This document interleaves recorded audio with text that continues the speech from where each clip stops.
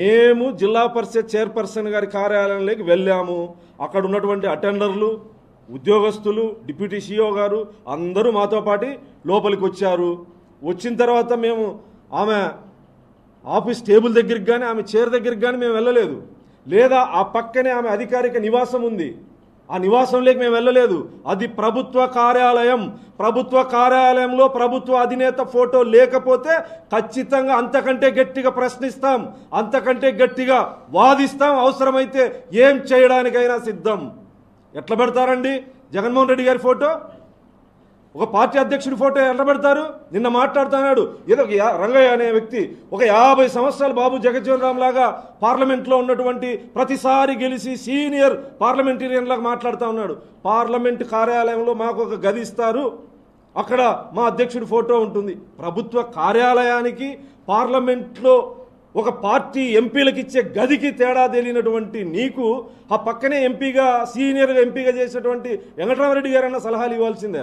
అది parliament party కార్యాలయం. అక్కడ మీ పార్టీ అధ్యక్షుడిది కాకపోతే రాజారెడ్డిది పెట్టుకున్నా ఎవ్వరేం మాట్లాడరు. శాసన మండలిలో కూడా ఒక పార్టీ నుంచి ఒక్కరు ఎమ్మెల్యే ఉన్నా 11 మంది ఎమ్మెల్యేలు ఉన్నా ఒక గది ఇస్తారు. ఆ గదిలో మీ నాయకుడి ఫోటో అయినా పెట్టుకోవచ్చు, వాళ్ళ తాత ఫోటో అయినా పెట్టుకోవచ్చు, లేదా మీ ముత్తాతల ఫోటోలు అయినా పెట్టుకోవచ్చు. ఇది ప్రభుత్వ కార్యాలయం. ప్రభుత్వ కార్యాలయం. ప్రభుత్వ జీతం తీసుకుంటూ అలవెన్సులు తీసుకుంటూ ప్రతి నెల ప్రభుత్వ ధనం నుంచి జీతభత్యాలు తీసుకుంటున్నటువంటి వ్యక్తి ప్రభుత్వ అధినేతని గౌరవించాల్సినటువంటి కనీస సంస్కారం ఉండదా? ఏం మాట్లాడాం మేము? జగన్మోహన్ రెడ్డి గారి ఫోటో తీయండి అని చెప్పి మాట్లాడాం. ఏం జగన్మోహన్ రెడ్డి గారిని కూడా మేము వ్యక్తిగతంగా దూషించలేదే, లేదా ఫోటో తీసి చెత్తపుట్టిలో వేయండి అని చెప్పలేదే, లేదా మేము పగలగొట్టలేదే. తొలగించండి అని చెప్పాం, ప్రభుత్వ అధికారులతోనే తొలగించాం. గౌరవ ముఖ్యమంత్రి గారి ఫోటో, గౌరవ ఉప ముఖ్యమంత్రి గారి ఫోటో ప్రభుత్వ కార్యాలయాల్లో పెట్టాలని మొదటి క్యాబినెట్లోనే తీర్మానం చేసి అన్ని ప్రభుత్వ కార్యాలయాలకి నోటు పంపించడం జరిగింది. ఏం సీఈఓగా ఉన్న వ్యక్తికి ఆ మాత్రం తెలియదా? ఇంకిత జ్ఞానం ఉండదా? మేము ప్రశ్నించకూడదా? మీ ముత్తాతల ఫోటోలు పెట్టుకుంటాం, మా నాన్న ఫోటో పెట్టుకుంటాం.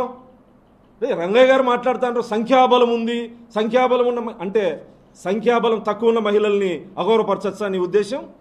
సంఖ్యాబలం ఎక్కువ ఉంటే ఏం మాట్లాడ్డాం మేము? కనీసం జిల్లా పరిషత్ చైర్మన్ అని కానీ, లేదా గిరిజమ్మని కానీ, లేదా ఏ ఒక్క వర్డ్ వీడియో మొత్తం మేము ఎంటర్ అయినప్పటి నుంచి ఎండింగ్ వరకు వీడియో అదే జిల్లా ఎస్పీ గారికి ఇస్తాం. జిల్లా ఎస్పీ గారికి కాకపోతే మీ ప్రభుత్వంలో మాధవ్ వీడియో పంపించిన ల్యాబ్కి తప్ప వేరే ఏ ల్యాబ్కైనా పంపించండి, ఏ ల్యాబ్కైనా పంపించండి. దాంట్లో ఎక్కడైనా మేము చైర్పర్సన్ని కానీ, లేదా ఒక మహిళని కానీ, ఆమెని ఉద్దేశించి కానీ, ఆమెని ఉచ్చరించినా కానీ ప్రజలు జవాబుదారీతనంతో పనిచేసేటువంటి ప్రభుత్వం, ప్రజాప్రతినిధులం. రంగయ్య గారు మాట్లాడుతూ ఉన్నారు, కొత్తగా వచ్చారు కదా, ఇది ఇతను పాపం పుట్టినప్పటి నుంచి వీళ్ళ ముత్తాత ఎమ్మెల్యే, వీళ్ళ తాత ఎమ్మెల్సీ, వీళ్ళ నాయన ఎమ్మెల్యే, ఇతను ఒక ఎంపీ. మాకంటే 5 సంవత్సరాల ముందు చట్టసభల్లోకి వెళ్ళావు. ఎవరు కూడా అక్కడ ఉన్నటువంటి 3 ఎమ్మెల్యేలు కూడా ఎలక్షన్ల ముందు వచ్చినటువంటి వాళ్ళు కాదు. దగ్గుబాటి ప్రసాద్ గారు 5 సంవత్సరాలు ఎంపీపీగా పనిచేశారు. సురేంద్రబాబు గారికి 2014లో తెలుగుదేశం అవకాశం కల్పించాల్సింది, 2019లో అవకాశం కల్పించాల్సింది. నేను తెలుగుదేశం పార్టీలో పోయినప్పటి నుంచి కష్టపడి పనిచేసి టికెట్లు తెచ్చుకున్నాను తప్ప, లేదా మా సంఖ్యాబలం ఎక్కువ ఉంది, మా కులం ఎక్కువ ఉంది, మాకు అవకాశం కల్పించండి అని చెప్పి ఎవ్వరు కూడా మీలాగా జాక్పాట్లు వచ్చినటువంటి వాళ్ళు ఎవరు లేరు. 3 శాసనసభ్యుల్లో కూడా మాట్లాడే ముందు అనంత వెంకటరామరెడ్డి గారు సీనియర్ ఎంపీగా పనిచేశారు, సీనియర్ పొలిటీషియన్ ఎమ్మెల్యేగా పనిచేశారు, కాంగ్రెస్ పార్టీకి అధ్యక్షుడిగా పనిచేశారు, వైఎస్ఆర్ కాంగ్రెస్ పార్టీకి అధ్యక్షుడిగా పనిచేస్తూ ఉన్నారు. మీ ఇంకిత జ్ఞానం ఏమైందండి?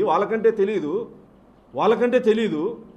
మీ ఇంకిత జ్ఞానం అసలు మీకు 4 సంవత్సరాలు టైం ఎందుకు పట్టింది అంటే, చైర్పర్సన్ గారు మేము ముందే చెప్పిన విషయం ఆమెకు తెలుసు, ఆమె మనస్సాక్షికి తెలుసు, సాక్షికి తెలియకపోయి ఉండొచ్చు. ఆమెకు తెలుసు కాబట్టి మీరు ఎంత ఒత్తిడి తెచ్చినా కూడా 4 రోజులు పట్టింది ఆమె బయటికి రావడానికి. ఇక్కడ బీసీ మహిళ లేదా బోయ మహిళ, నా భార్య కూడా బోయ మహిళేనండి. ఏమి ఇప్పుడు సంఖ్యాబలం ఎక్కువ ఉంటే మీరేదో నిన్న మాట్లాడారు. ప్రభుత్వం ఇంతకుముందు నేను పీడీగాను మున్సిపల్ కమిషనర్గాను చేసేటప్పుడు ఇలాంటి వ్యవహారం చేస్తే ప్రజలు రోడ్డు మీదకి వచ్చారు. ప్రజలు రోడ్డు మీదకి రాలే, నీ మీద ఎవరైనా ధర్నాలు చేస్తే, నీ మీద ఎవరైనా ఒత్తిడి చేస్తే అమాయకమైనటువంటి వాల్మీకి సంఘం నాయకుల్ని మభ్యపెట్టి ధర్నాలు చేయించుకున్న చరిత్ర నీది. ఏం నీ గురించి మాకు తెలియదు అనుకుంటా ఉన్నావా?